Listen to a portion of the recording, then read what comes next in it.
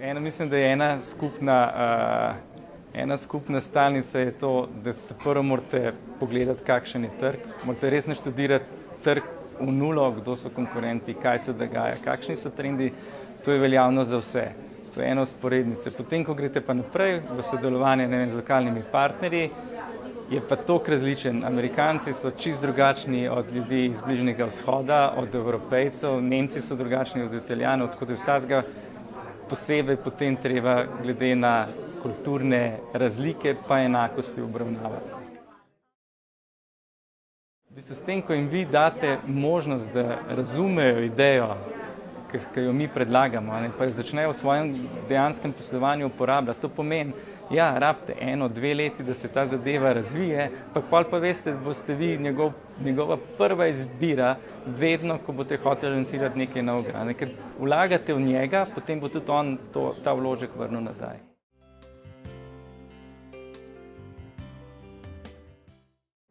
Začeli smo s tem, da smo postavili to prednost personalizacije, tukaj, da je lahko vsak otrok glavni junak, pa da je knjiga unikatna.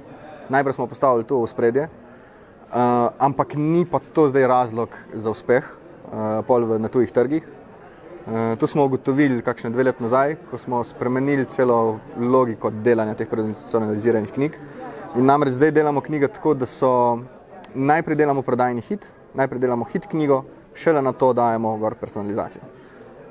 Veliko elementov, zelo pomembni so kakšna ilustracija. Naše ilustracije se kar majčkeno razlikujejo od klasičnih, so mogoče bolj moderne, so bolj usmerjene k risankam tem, ker so ljudje trenutno navajeni. Dizajn je zelo pomemben, pa tudi normalna pa vsebina.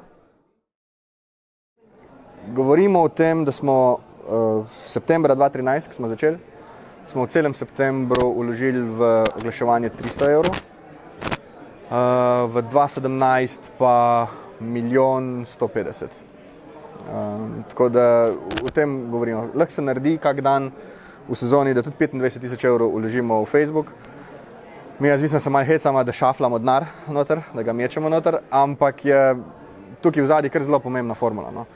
Mi imamo vsak izdelek do centa natančno izračunan, koliko lahko vložimo, da ga spromoviramo, da ga prodamo in vedno testiramo, koliko je največ, ko lahko vložimo.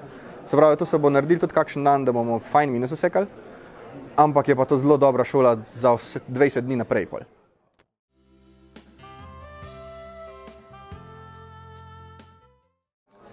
No, v Ameriki smo imeli to srečo, da je bilo na voljo takrat, da se je dalo kupiti distribucijsko mrežo, ki je imel bivše podjetje Slovenija Vino, in smo potem začeli rasti že z neko upeljano strukturo tam. Sami prav gotovo ne bi mogli take mreže tam postaviti. Na Kitajskem je pa tako, če ni tam kitajskega partnerja, s katerim si res partner, s katerim sodeluješ, potem si ne predstavljam, glede na vse zelo močne specifike trga, da bi lahko sploh karkoli naredili. Vprašanje je, kako postaviti Slovenijo na vinski zemljevid, da postanemo res vinska destinacija, da prijemo v misli, v glave glavnih distributerjev. To bi pa seveda veliko lažje naredili, če nastopimo skupaj kot slovenski vinarji. To velja za Ameriko in velja tudi za Kitajsko. Res, da vsak išče svoje nišne poti, svoje kontakte, ampak najprej bi mogli nastopati skupaj kot vinska dežela. To je ključno. Na vse zadnje so to naredili vse velike vinske dežele, ki so začeli iz nič, recimo Nova Zelandija, ki ni bistveno večja po vinogradih kot Slovenija. 25-30 let nihče ni vedel za njo, danes je velesila vsaj pri Sauvignonu ali pa pri modrem Pinoju. Pomeni to dolgoročno strategijo in skupne nastope. Ne pa, da gre kakor se nam dogaja, 5 slovenskih proizvajalcev na 5 različnih štantov na te svetovne sejme. Tu bi skoraj pohvalil, ali pa moram pohvaliti vlogo države, kjer je pri tem dodeljevanju izvoznih spodbud, promocijskih sredstev, zahtevala, da se pojavljamo skupaj. To je ena izjemno dobra poteza, ki že rojeva sadove.